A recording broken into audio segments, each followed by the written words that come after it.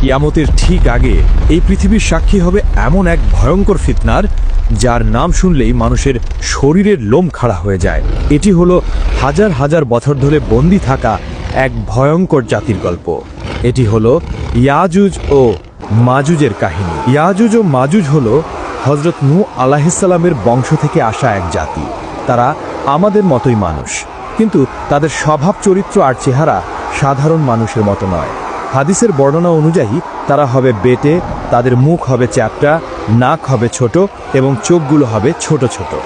তাদের সংখ্যা এতটাই হবে যে তা মানুষের কল্পনাকেও হার মানাবে। তারা যখন কোনো একটি নদীর পাশ দিয়ে যাবে, তখন তারা সেই নদীর সমস্ত পানি পান করে শেষ করে ফেলবে। এই জাতি এতটাই ভয়ঙ্কর হবে, একটা নদীর পানিকেও তারা মিনিটের মধ্যে শেষ করে দিতে পারে, নদীকে মরুভূমিতে পরিণত করে দিতে পারে। তাদের প্রধান বৈশিষ্ট্য হলো তাদের সীমাহীন নিষ্ঠুরতা। তারা কোনো এলাকায় ঢুকলে সেখানে প্রাণের কোনো চিহ্ন রাখে না। তারা সেখানকার সব ফসল নষ্ট করে ফেলে, সব গাছপালা উপড়ে ফেলে, সব পশু পাখি মেরে ফেলে এবং নারী পুরুষ শিশু কাউকেই ছাড়ে না। সবাইকে নির্দয়ভাবে হত্যা করে। বহু শত বছর আগে বাদশাহ জুলকারনাইন নামে আল্লাহর এক নেককার বান্দা ইয়াজুজ ও মাজুজের অত্যাচার থেকে মানুষকে বাঁচানোর জন্য দুটি পাহাড়ের মাঝখানে লোহা ও তামা গলিয়ে এক শক্ত প্রাচীর তৈরি করে দিয়েছিলেন। সেই দিন থেকে তারা সেই প্রাচীরের ওপারেই বন্দী অবস্থায় আছে। হাজার হাজার বছর ধরে প্রতিদিন সকালে তারা সেই প্রাচীরটি ভাঙার জন্য কঠোর পরিশ্রম করে। দিন শেষে যখন তারা ক্লান্ত হয়ে যায়, দেয়ালটা প্রায় ভেঙে ফেলার মতো পাতলা হয়ে যায়, তখন তাদের সর্দার বলে, আজকের মতো থামো, বাকি কাজটা আমরা আগামীকাল এসে শেষ করব। কিন্তু আল্লাহর ইচ্ছায় পরের দিন সকালে যখন তারা ফিরে আসে, তখন তারা দেখে দেয়ালটা আবার আগের মতোই মজবুত আর মোটা হয়ে গেছে। তখন তারা আবার দেয়ালটাকে ভাঙার জন্য লেগে যায়।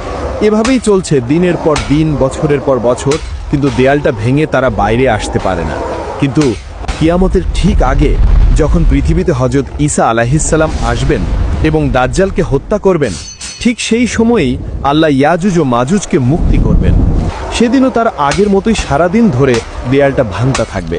দিন শেষে যখন দেয়ালটা প্রায় ভেঙে পড়ার মতো অবস্থায় চলে আসবে, তখন তাদের সর্দার হয়তো আল্লাহর ইচ্ছাতেই বলে উঠবে, আজকের মতো এখানেই থামো, ইনশাল্লাহ বাকি কাজটা আমরা আগামীকাল এসে শেষ করব। সেই একটা মাত্র শব্দ ইনশাআল্লাহ তাদের হাজার হাজার বছরের চেষ্টাকে সফল করে দেবে। পরের দিন সকালে যখন তারা ফিরে আসবে, তখন তারা দেখবে দেয়ালটা ঠিক তেমনই ভাঙা অবস্থায় আছে। এরপর তারা এক ধাক্কাতেই সেই দেয়ালটা ভেঙে ফেলবে এবং কোটি কোটি ইয়াজুজ ও মাজুজ বন্যার পানির মতো তীব্র গতিতে সারা পৃথিবীতে ছড়িয়ে পড়বে। তাদের আগমনের সাথে সাথেই পৃথিবীতে শুরু হবে এক চরম বিপর্যয়, এক ভয়ঙ্কর দৃশ্য। তারা যখন উঁচু ভূমি থেকে দল ভেদে নামতে থাকবে, তখন মনে হবে যেন পাহাড়ের উপর থেকে এক বিশাল কালো সমুদ্রের ঢেউ নেমে আসছে। তাদের চিৎকারে আর পায়ের শব্দে মাটি কাঁপতে থাকবে। তারা তাদের যাত্রাপথে যা কিছু পাবে সব কিছু ধ্বংস করে দেবে। সবুজ ফসলের মাঠ তাদের পায়ের নিচে পিষে ধুলোয় মিশে যাবে। ফলের বাগানগুলো তারা উপড়ে ফেলবে। শহরের পর শহর তারা জ্বালিয়ে পুড়িয়ে ছারখাড় করে দেবে। তারা যখন জেরুজালেমের তাবারিয়া নদীর পাশ দিয়ে যাবে, তখন তারা সেই নদীর সমস্ত পানি পান করে শেষ করে ফেলবে। নদীটা একদম শুকিয়ে মরুভূমির মতো হয়ে যাবে। কিছুক্ষণ পর যখন তাদের শেষ দলটি সেই শুকনো জায়গার পাশ দিয়ে যাবে, তখন তারা একে অপরকে বলবে, হয়তো কোনো এক সময় এখানে পানি ছিল। পৃথিবীর মানুষ ভয়ে আতঙ্কে দিশাহারা হয়ে যাবে। তারা নিজেদের ঘর বাড়ি ছেড়ে পাহাড়ের গুহায় এবং জঙ্গলে গিয়ে আশ্রয় নেয়ার জন্য ছুটতে থাকবে। কিন্তু ইয়াজুজ ও মাজুজের হাত থেকে পালানো প্রায় অসম্ভব হবে।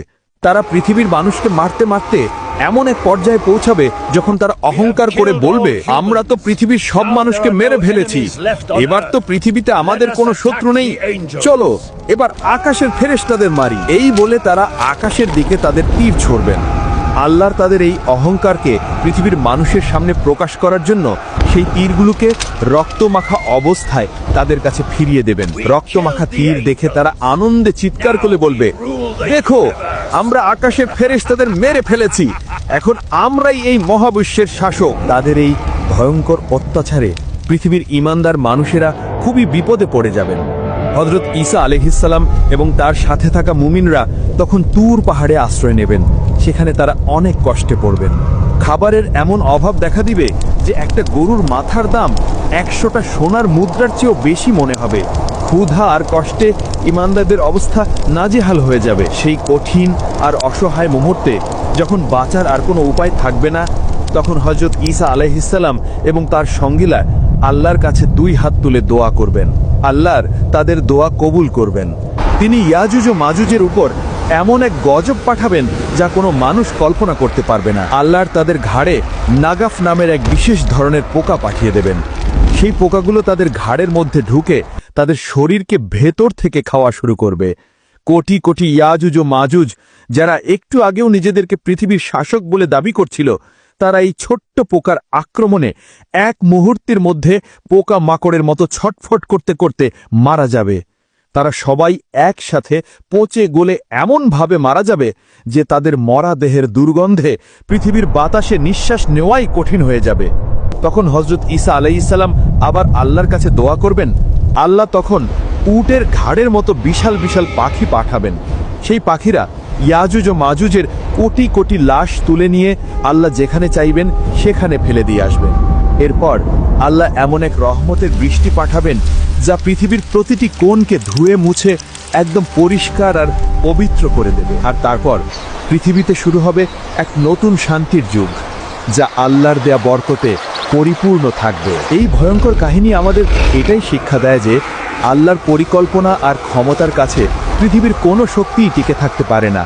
আর ঈমানদারদের জন্য আল্লাহর সাহায্য সব সময় প্রস্তুত, যদি তারা ধৈর্যের সাথে তার কাছে সাহায্য চায়। ইয়াজুজ ও মাজুজের এই কাহিনী যদি আপনার ঈমানকে শক্তিশালী করে থাকে, তাহলে ভিডিওটিতে একটি লাইক দিন এবং আপনার প্রিয়জনদের সাথে শেয়ার করে এই গুরুত্বপূর্ণ জ্ঞানটি ছড়িয়ে দিন। আমাদের চ্যানেলটি সাবস্ক্রাইব করে ইসলামের এমন আরও মহর্তিময় এবং শিক্ষণীয় কাহিনী জানার জন্য আমাদের সাথেই থাকুন।